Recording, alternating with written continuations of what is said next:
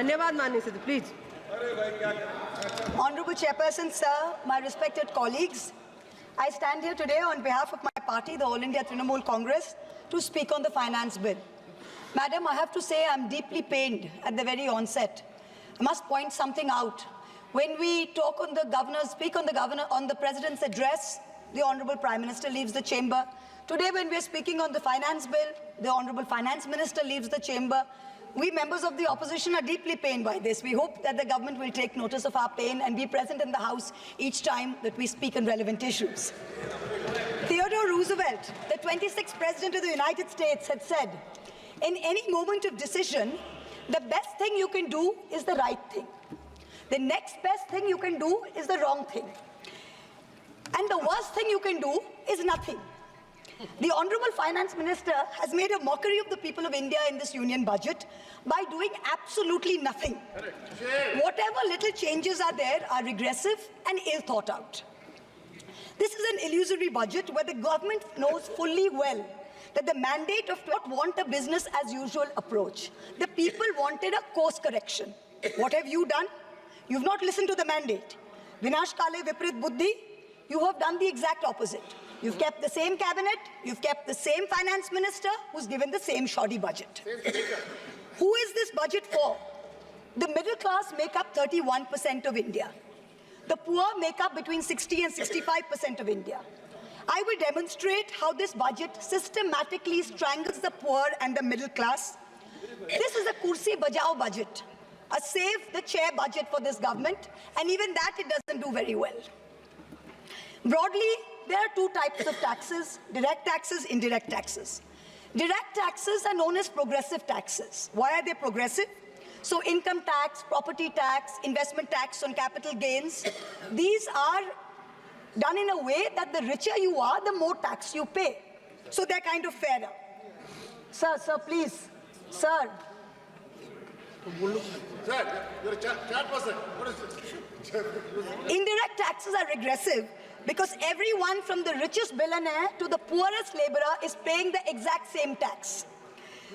So GST, duties on petrol, duties on diesel are all indirect taxes. When we strive for a fair and equitable economy, we must have the balance of direct taxes and indirect taxes right. The US and the Europe broadly collect about 60% through direct taxes and 40% through indirect taxes. Some Scandinavian states with welfare models collect 70% through direct taxes, 30% from indirect taxes. In India, it is the exact opposite. 65% of tax collection comes from indirect taxes, where billionaires pay the same as the poorest laborers, and only 35% comes from direct taxes. Even within the direct tax bracket, for the first time in our country's history, salaried professionals and the middle class are sharing a greater tax burden than rich corporates. The middle class is contributing 55% of direct income taxes under this government, up from 38% under the UPA. The richest corporates in India today contribute only 45% of direct taxes.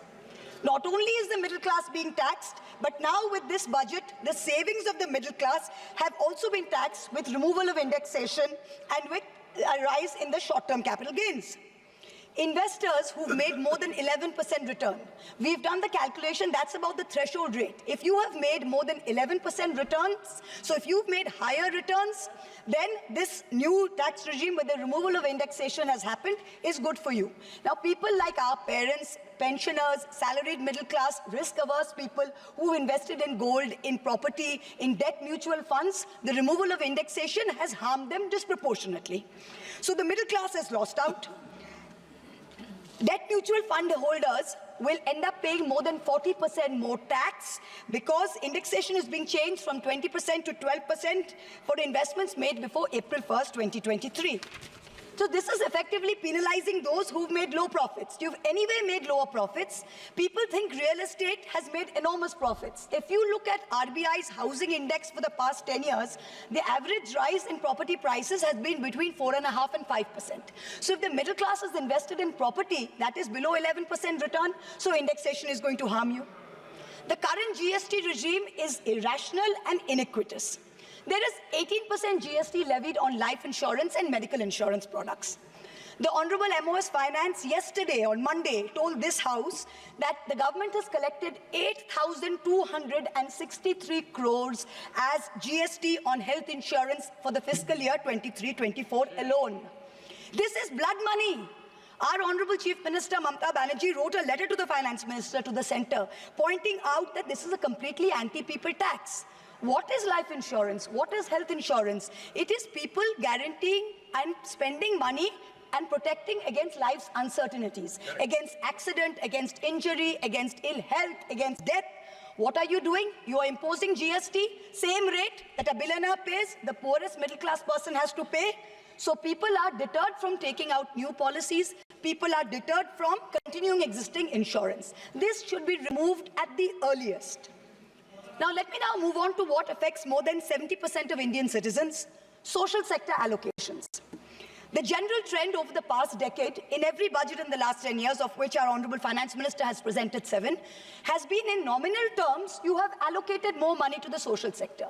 But if you account for inflation and you look at real allocations, inflation adjusted, allocations have seen reductions of over 25% in the past 10 years. I'm going to look at real allocations, that is adjusted for inflation, for some major schemes in the past 10 years. Sarva Shiksha Abhijan, minus 18%. Rashtriya Madhyamik Shiksha Abhiyan, minus 9%. ICDS, which affects every child, it's a school scheme, minus 34%. Mission Anganwadi, minus 5%. PM Poshan, minus 45%. PMGSY, those of us who have rural areas, the Pradhan Mantri Gram Sadak Yojana scheme, minus 47% reduction in real terms. The National Social Assistance Program, minus 20%. The combined expenditure on 5 social schemes, the top 5 social schemes as a percentage of GST, of GDP, has declined from a peak of 0.93%, so almost 1% of GDP in 2009-10. Do you know where it is today in 23-24? It is 0.36%. It is only a third of what it was in 9-10. The Manrega budget during COVID, when the centre was telling all the states, please give employment to the labourers, they are going back. The Manrega budget in 2021 was 0.6% of GDP. Do you know what it is today? 0.26%. No, specific budget figures for 24-25 are shameful. Specific figures, let's look at the specific figures. The allocation for Samarth, which is maternity entitlement and the creche scheme, has been reduced by 70 crores compared to budget estimates of last year. The budget for the National Social Assistance Program, for again those of us with rural areas, you know how important this is. This is what gives social security pensions to the elderly, to single women, to disabled.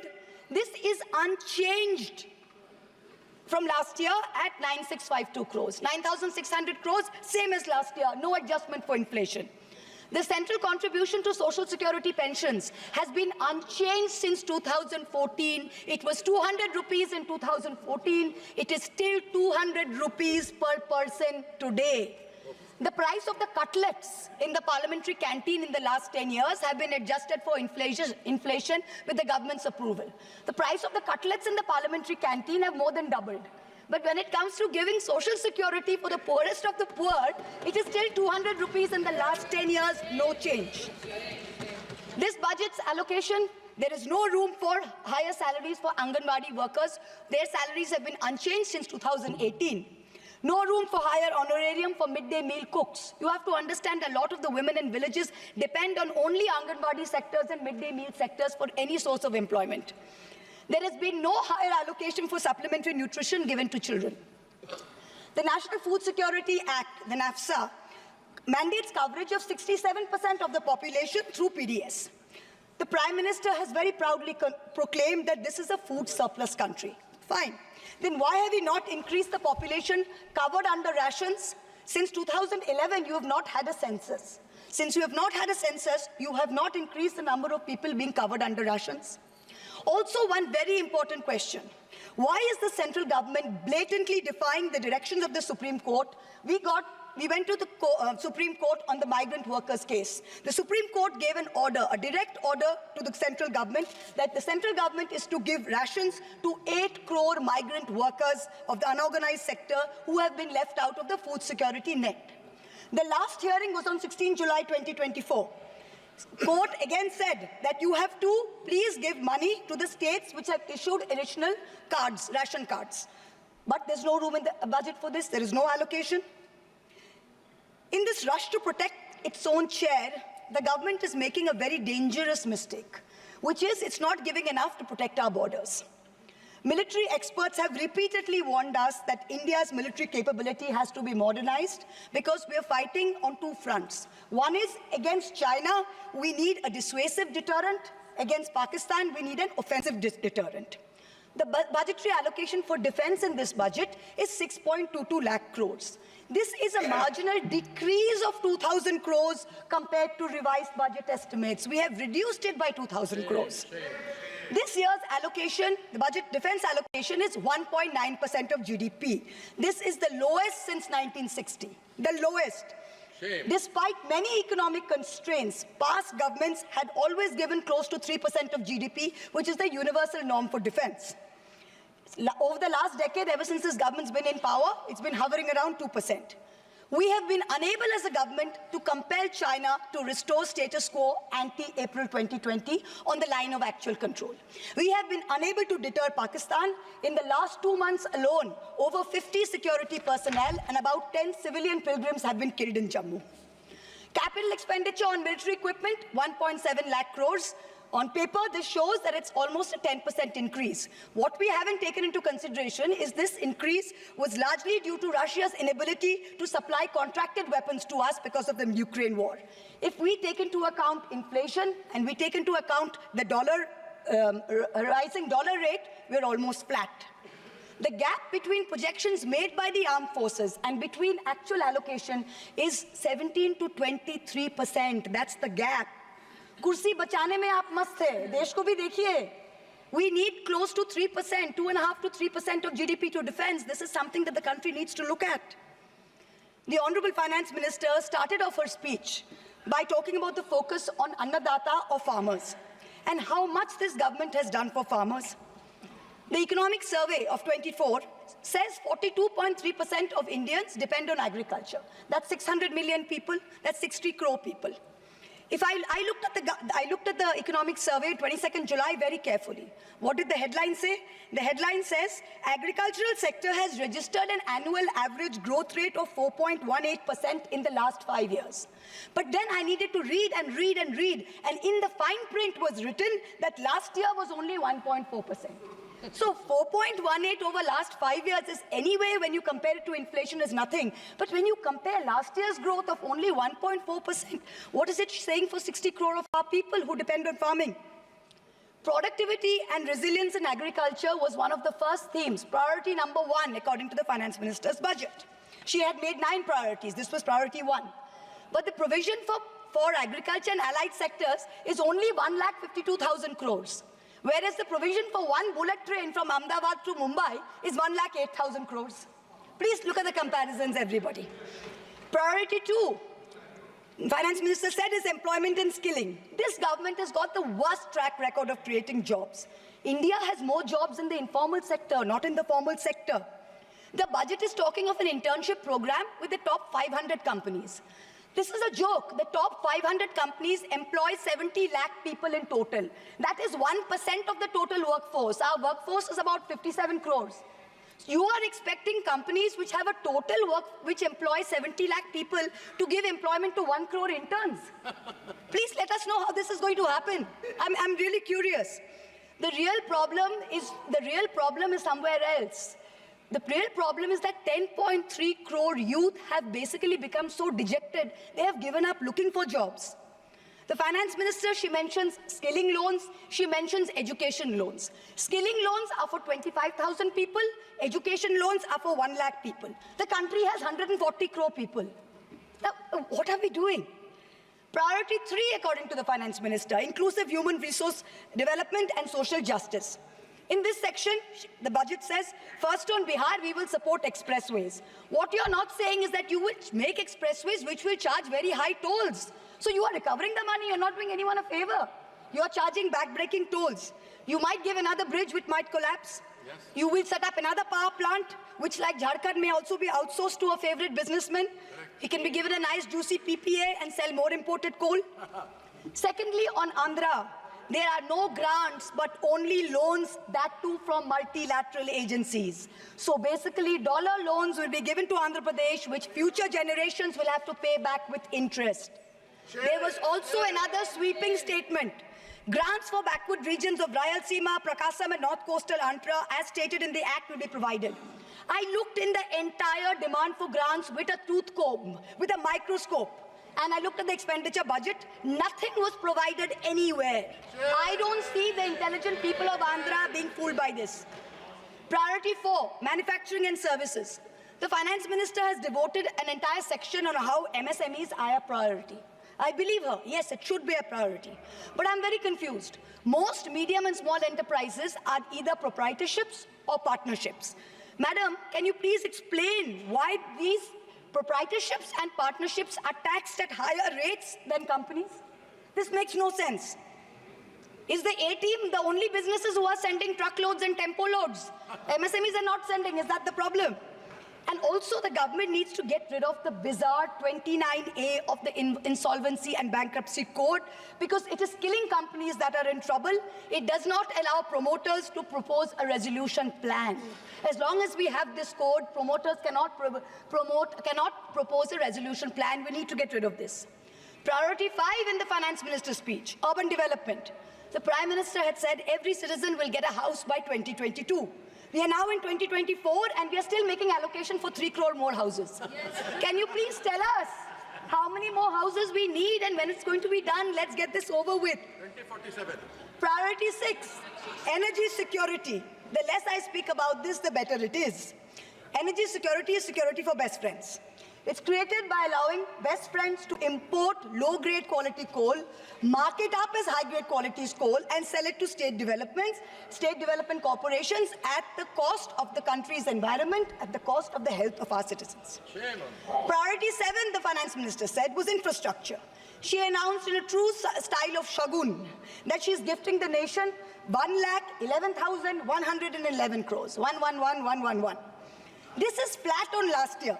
Sadly, most of this will go towards crony capitalists. You'll make roads that have potholes, you'll have airports that leak, you will have bridges that fall out, and the taxpayer will pay for this. The budget speaks of private sector participation. But remember one thing, they bid out 6 airports to one company for a fee to be paid by the government. Then they created a policy that allows the regulator to keep increasing the user development fee. So actually, it's the flying public of India that are paying for this. Priority 8. Innovation, research and development. Grand words, these are just grand words. The finance minister seems to have forgotten that most entrepreneurs register their product and software IPs in foreign countries like the US, since IP registration system for patents is a complete failure in our country. Unless you fix patent registration, this is not going to happen. The last priority she talks about is next generation reforms. This is also another Jamla. She says, I propose to earmark a significant part of a 50-year interest-free loan for competitive federalism. So this is double speak. We'll keep this money in our pocket. If Nitish ji and Chandrababu ji see through our Jumla and they make a big fuss, we'll have some additional funds to keep them happy and to keep the government going. Finally, I have to mention one interesting fact, and I hope that the Treasury benches will have the patience to hear me out. Please. I wholly agree with the Finance Minister on one thing. The budgets for the CBI and the ED have been reduced this year, and I was wondering why. Is it because the voters didn't like the fact that you were using the CBI and the ED to go after the opposition and file fake affidavits? Or is it because you have outsourced the CBI and the ED completely to a businessman in Ahmedabad who's controlling the whole thing? Why have you reduced it? Number one, the former Maharashtra Home Minister highlighted how BJP leaders and agencies have threatened him to filing a fake affidavit.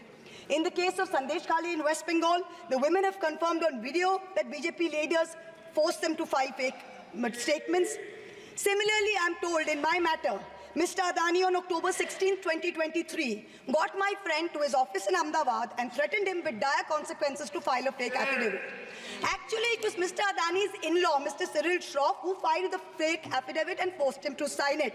Even today, every mid-level official in Adani's office calls mid-level officials in the CBI and says 161 statement change karaiye, aapka sir ko bulaiye, madam ke against mein statement dijiye. I am telling the CBI via you, madam, please take a 164 statement once and for all. Don't keep calling back people at Adani's behest to change 161 statements to implicate me. It's going to get you nowhere. Let us reduce the CBI and the ED budget to zero. Let us, Mr. Adani, pay the full 1,500 crores.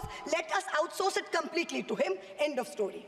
In short, this Kursi Bajao budget is a desperate attempt by the government to stick its head in the sand and act like that the mandate of 2024 never happened. But the coming days are going to prove the instability of this government and the inefficacy of its economic policy. We wait for that day. Thank you very much, madam. Thank you.